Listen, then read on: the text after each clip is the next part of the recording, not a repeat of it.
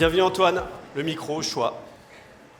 Merci d'être là aujourd'hui. Spotify qui fête ses 15 ans en France. Déjà, ça ne nous rajeunit pas. Tout ça, 576 millions d'utilisateurs dans le monde. Quelle aventure. Certains ont peut-être vu d'ailleurs la série sur Netflix autour de la création de Spotify. 600 millions d'utilisateurs quasiment, 30% d'utilisateurs en Europe. Quelle aventure au final, Il y a 15 ans en France, quand Spotify est arrivé. Est-ce que tu peux revenir dessus? Qu'est-ce qui s'est passé il y a 15 ans? Le marché il y a 15 ans, en tout cas le marché de la musique, et sans parler du marché du digital audio, n'était pas celui-là. Pour ainsi dire, il n'y en avait quasiment pas. En tout cas, du marché de la musique, pour beaucoup, on pensait qu'il n'y en aurait plus. Et c'est vraiment une révolution qui s'est opérée. Le contenu a toujours été là, les artistes ont toujours été là, mais ce qu'il n'y avait plus, c'était le bon outil pour écouter, pour découvrir, et c'était de recréer un outil qui incite les utilisateurs à écouter de la musique et recréer un consentement à payer. Donc c'était vraiment cette transformation de l'usage qu'il fallait faire. Cette transformation de l'usage, ensuite, elle a transformé le marché aussi. Parce qu'on est passé d'un marché qui était dicté par l'offre, c'est-à-dire les maisons de disques, qui forcément, c'était un processus industriel, il fallait investir beaucoup, ça prenait du temps, donc l'offre était par essence limitée, jusqu'à ce qu'on trouve aller trouver un disque dans un magasin de disques, toutes les étapes qu'il fallait passer avant. Et avec le développement du digital, il était plus facile de créer de la musique, mais aussi de la distribuer. Et aujourd'hui, c'est un marché qui est en fait dicté par la demande. Et c'est les utilisateurs aujourd'hui qui s'approprient le marché avec une offre beaucoup plus vaste. Pas de barrière à l'entrée. Le résultat, c'est qu'il y a 15 ans, quand Spotify s'est lancé, on était sur un marché qui était extrêmement anglo-saxon. Et aujourd'hui, dans tous les pays où Spotify est implanté, c'est le répertoire local. En France, par exemple, les 9 premiers artistes sur les 10 plus écoutés cette année sont français ou francophones. Donc c'est vraiment un marché où l'usage s'est transformé, le marché a été transformé. Après 15 ans, tu te dis, ça fait longtemps, c'est quand même encore l'âge d'un ado turbulent. Tout à fait. Je vais te parler de la rémunération des artistes dans un instant, aussi votre partenariat avec les créateurs et les éditeurs, puisque vous distribuez aussi beaucoup de podcasts. Ça a été quelque chose d'un peu plus récent. Vous avez annoncé il y a quelques jours des mesures pour atteindre la rentabilité, avec notamment des suppressions de postes. Peut-être en dire un mot là-dessus. Pour quelles raisons aujourd'hui Spotify réaménage ses effectifs? C'est le lot d'une entreprise, je disais 15 ans, un ado turbulent qui essaie beaucoup de choses. C'est le lot d'une entreprise qui innove, qui investit, qui tente beaucoup de choses. Et selon le contexte et l'environnement économique, aujourd'hui, l'accès au capital est plus compliqué. On a beaucoup investi, on a beaucoup innové. Aujourd'hui, il est important pour nous de solidifier notre indépendance financière. Ça, c'est essentiel. Donc, pour solidifier cette indépendance financière, il est indispensable de s'asseoir sur une rentabilité, une profitabilité durable. Et aujourd'hui, voilà, il était indispensable. On continue à avoir une croissance de plus de 20% dans nos usages et dans nos revenus, mais je pense qu'il faut réadapter le niveau de nos dépenses dans un contexte où l'accès au capital et à l'investissement est plus compliqué. L'autre grosse actualité, c'est vous allez changer votre façon de rémunérer les artistes, je crois. Est-ce que tu peux nous dire ce qui va se passer? Alors, j'ai ce chiffre, vous êtes engagé à redistribuer 1 milliard d'euros sur les 3 prochaines années aux artistes musicaux. Comment ça va se passer? Qu'est-ce qui va changer? Justement, ça fait partie des nombreuses révolutions qu'il y a eu dans le domaine. C'est-à-dire que quand le streaming se lance il y a 15 ans et qu'avec les maisons de disques, on doit se mettre d'accord sur un modèle de rémunération, c'est quand même compliqué d'anticiper ce que ça va devenir. C'est compliqué d'imaginer. C'était très dur au début. La série le raconte assez bien. Tout n'est pas totalement exact dans la série, mais ça, c'est pas mal. C'était quand même...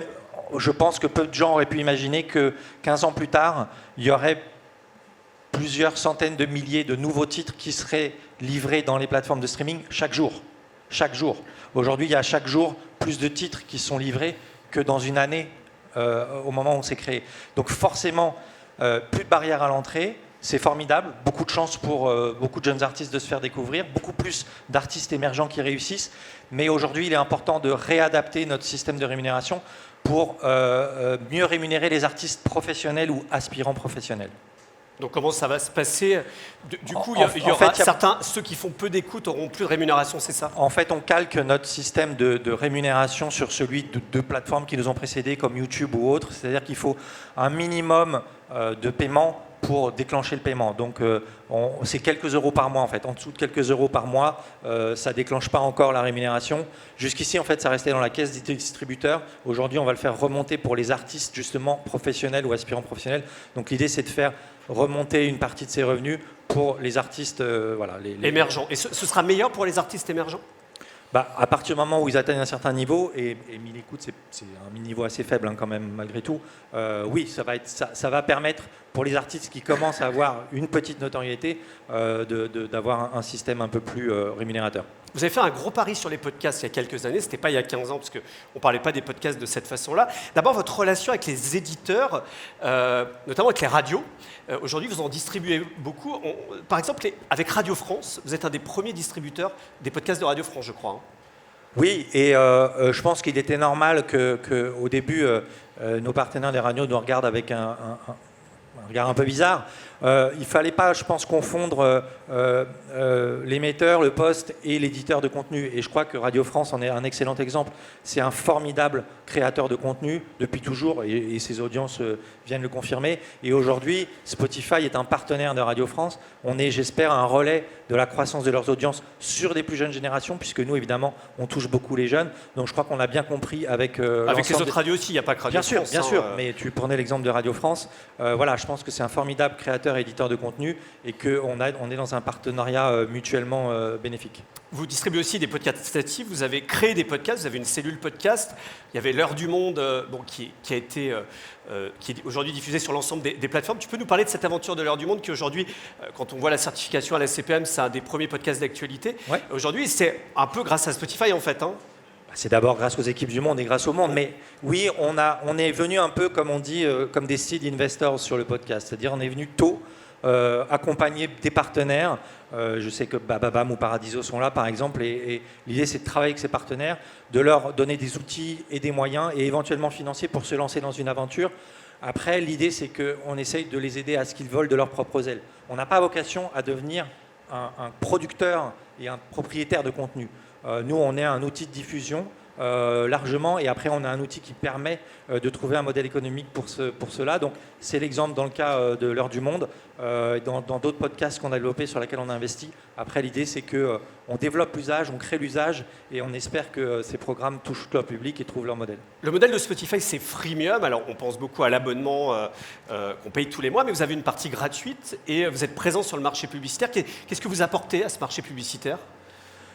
Peut-être, je pense, une approche différente. Je crois que ça a été dit, mais je crois que dans le monde de l'audio, il y a un rapport émotionnel très différent, et toutes les études qu'on fait, notamment avec des gens qui sont ici, prouvent que l'audio a un goût particulier, un caractère particulier, et tous les annonceurs qui travaillent aujourd'hui avec nous, je crois, en sont très contents. Je lance un message ici, parce que moi, je vais souvent voir mes collègues en Allemagne, en Angleterre ou autres. J'en ai un peu marre d'entendre que les Français sont en retard sur l'adoption des usages, etc. Quand je vois mes collègues anglais ou allemands, l'adoption qu'il peut y avoir, de l'usage chez les utilisateurs, mais aussi chez les annonceurs et chez les agences, je crois que la France doit prouver qu'elle est capable de rattraper son retard. Aujourd'hui, l'audio digital, c'en est la preuve ici, est un formidable relais de croissance. Avec des propositions narratives différentes, mais aussi créatives.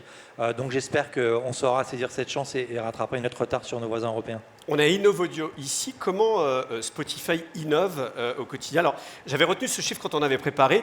50% des ressources humaines sont à R&D chez vous. C'est énorme en fait. Hein. Ouais, on a à peu près la moitié qui est sur business, on va dire, et l'autre moitié qui est sur investissement, recherche et développement, innovation. C'est la clé de voûte de notre fonctionnement. Je crois que justement, on n'est pas un grand groupe. C'est ce qui coûte le plus cher en fait. Hein. Et oui, et on n'est pas un grand groupe qui s'appuie sur un modèle économique avec plusieurs chaînes de revenus. On ne fait pas de hardware, on ne fait pas d'autres choses. Nous, c'est purement l'audio. Donc, on doit se différencier de nos concurrents sur l'innovation. Mais comme je parlais de ce consentement à payer qu'on va avoir chez l'utilisateur, ou ce consentement à avoir de la publicité pendant ce qu'ils écoutent, c'est aussi parce que le projet qu'on leur propose et le produit qu'on leur propose est a priori le meilleur sur le marché grâce à ces innovations. On va parler d'IA juste après. Juste un petit mot, comment vous utilisez l'IA chez Spotify ? Alors pareil, l'IA c'est un outil, et tout dépend quel usage on en fait. Je ne parlerai pas de l'IA générative qui est un tout autre sujet et qui concerne plutôt les ayants droit de la musique, mais en tout cas l'IA comme outil statistique, prédictif et un formidable outil qu'on utilise depuis longtemps, notamment comme dans le machine learning par exemple, où on a lancé un truc qui s'appelle AI DJ aux États-Unis, en Angleterre, qui est incroyable. Donc voilà, on continue à innover beaucoup en utilisant l'AI comme un outil. Merci Antoine, passionnant. Merci beaucoup.